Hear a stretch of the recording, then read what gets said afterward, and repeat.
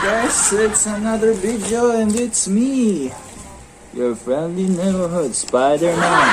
Charot. Dito na naman ako para sa isang bike-related video at panoorin nyo muna intro ko at mag-subscribe kayo. Ano ka, bakla?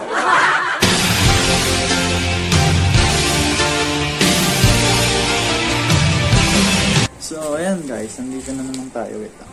Pakita ko muna yung bagong gupit. So, ayan. Bumili naman ako ng compass. Gunggong ka! Ito ay gum wall na tulad ng sinabi ko dun sa video ko na basta dito. And nabili ko to sa halagang 1,300. Oh, ano, bakit? From Shopee again. Siyempre sugi tayo nun yung suki.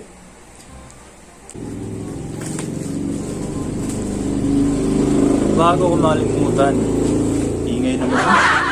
Bago ko makalimutan, na pala mas maraming nanonood na unsubscribe kaysa sa nakasubscribe. Siyempre meron kasi tayong 1,000 subscriber dito. Diba? Malay mo, ikaw na yung manalo.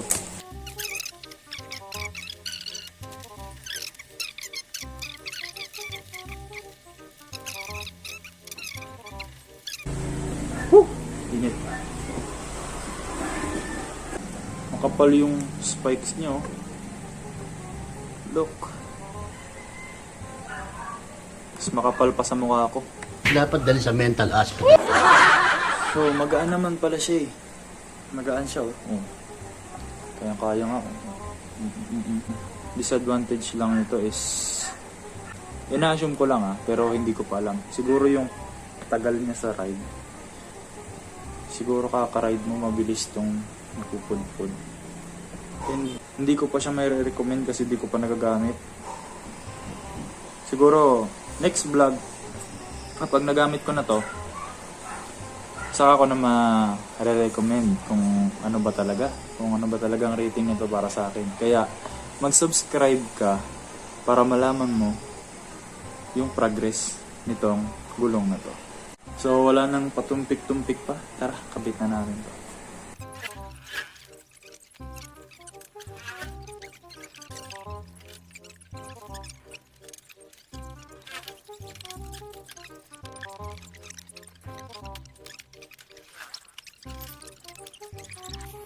So ayan, matapos yung matagal na proseso, ito na yung kinalabasan ng itsura ng bike ko. Eastern Side Beats, the producer.